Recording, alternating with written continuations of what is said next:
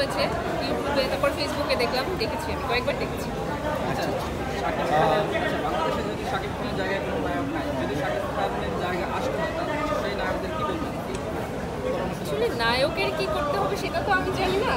নায়কের জায়গা থেকে যদি তৈরি হয়ে আসে তা আমার মনে হয় বেকার কিছু করতে পারবে, কারণ আমাদের দেশে নতুন কিছু দরকার, আসলেই দরকার। শাকিব খান তো একটা সময় থাকবে না, সেক্ষেত্রে আপনি কাকে বলবেন যে এই নায়ক? শাকিব থাকবে না কেন, অবশ্যই থাকবে, কারণ নায়ক রাজ রাজ্জাক যেহেতু থেকে গেছে। আসলে কি এক একটা সেকশন আসে বয়সের ক্ষেত্রে, যেমন সাইড ক্যারেক্টার করেছে শাকিব তো করেছে, তারপর নায়ক হয়েছে, নায়ক এখনো করছে, এরপরে হয়তো বা বড় ভাই বাবা, এক একটা সময় চলে আসে এক একটা বয়সের ক্ষেত্রে, সেই সময় তিনি সেগুলো করবে। আমরা চাই সে সব সময় থাকবে। আচ্ছা, এক কথায় বলবো যে শাকিব খানকে এখনো ইয়াং লাগে, তো আপনার কি মনে হয় সে এখনো কি আসলে যুবকের মতো আছে? অবশ্যই ইয়াং আছে, কেন থাকবে না?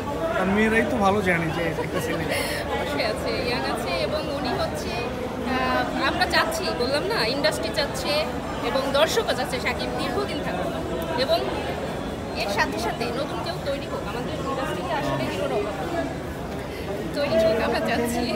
আচ্ছা, আপনি যদি দু একটা কাজের কথা বলেন, আপনি কি কি কাজগুলো করছেন বা দর্শক জানতে চায়? আপনি যে বললেন যে আপনি নাটক অভিনয় করেন। আমার নিউ রিলিজ হয়েছে হচ্ছে শাকিব খানের হানিমুন নামের একটা নাটক, এটা খুব ভালো যাচ্ছে দেখলাম। তো এইভাবে আমি তো শখের বিষয়ে আসলে কাজ করি।